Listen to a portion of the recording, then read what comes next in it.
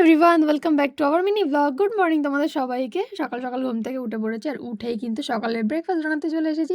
আর এখানে বানাচ্ছিলাম আজকে ব্রেকফাস্টে চাউমিন। আর এদিকে চাউমিনটা সেদ্ধ করে রেখেছি, বাঁধাকপিও এখানে কোচানো আছে। আর এদিকে কিন্তু ব্রোকলি আর আলুটা একটুখানি ভেজে নিচ্ছিলাম। বাঙালি বস, আলু ছাড়া আমাদের কোথাও গতি নেই, তাই জন্য চাউমিনেও আমরা আলু দিই।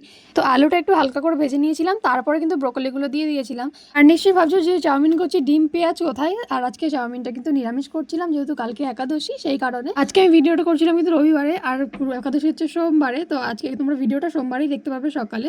তাও বলছি যে আজকে একাদশী ছিল, তাই জন্যই কিন্তু নিরামিষ করেছিলাম। আর এদিকে আমাদের জন্য কিন্তু পরে একটা করে ডিম পোচ ভেজে নিয়েছিলাম, যেহেতু আমরা একাদশী করি না। আর এবার সবাইকে খেতে দিয়ে আমিও বসে পড়েছিলাম সকালবেলা খেতে। তারপরে এখানে খেয়ে নিলাম। আর চাউমিনটা কিন্তু দারুণ হয়েছিল। নিরামিষ বলে তো কী হয়েছে, নিরামিষ চাউমিন কিন্তু আরও বেশি ভালো লাগে খেতে আমার। তো তারপরে কিন্তু খাওয়ার পরে চলে এসেছি রান্নাঘরে। এবার কী কী রান্না হবে সেগুলোই কিন্তু এখানে কেটে কুটে জোগাড় করে দিচ্ছিলাম মাকে। এই যে আমাদের বাগানের কচি কচি পালং শাক হয়েছিল, সেগুলোই কিন্তু মা তুলে দিয়েছিল। আর এদিকে হচ্ছে মাশরুম, আর এখানে ছোটো ছোটো করে আলু কুচিয়ে নিয়েছিলাম। তো মাশরুম আলু ভাজা, আর হয়েছিল সোয়াবিনের তরকারি। তো এই হচ্ছে আজকের মেনু দুপুরবেলা। আজকে যেহেতু নিরামিষ, সেই কারণে এইগুলো রান্না হয়েছিল।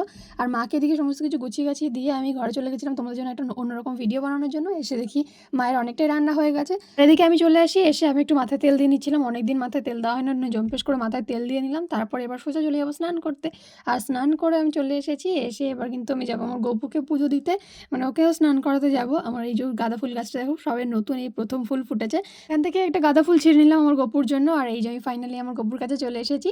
সকালবেলায় কিন্তু ঠাম্মি ওকে সোয়েটার টোয়েটার পরিয়ে দিয়ে চলে গেছে, মানে আমার শাশুড়ি মা সকালবেলা ওকে সোয়েটার পরিয়ে দিয়ে গেছে, টুপি পরিয়ে দিয়ে গেছে। তো এগুলো পরিয়ে রেডি করে দিয়ে গেছে। এবার কিন্তু আমি স্নান করাবো। আর এখানে গপুর সমস্ত জিনিস দেখো গোছানো আছে, নিচেরটায় কিন্তু গপুর চকলেট থাকে। তো তারপরে আমি গপুকে স্নান করিয়ে নিয়েছি, স্নান করি নতুন জামা। আর এদিকে কিন্তু ফুল টুল দিয়ে সাজিয়ে দিয়েছে। আর এবার গপুকে কিন্তু ভোগ দিয়ে দিলাম, গপুর চকলেট আর তুলসী পাতা তো মাস্ট দিতেই হবে গপুর খাবারে।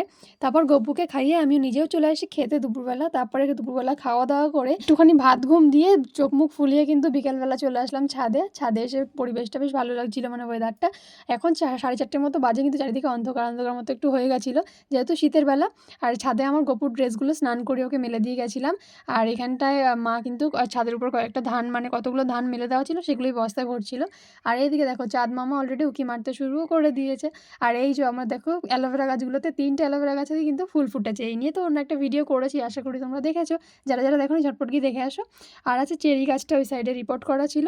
এদিকে আমার ড্রাগন গাছেরও কিন্তু মাটি পাল্টানো হয়ে গেছে, সেই নিয়ে ভিডিও তো পরে আসছে। ছাদে আপাতত এই কটাই গাছ আছে। তো আজকের মতো চললাম, সবাইকে টাটা।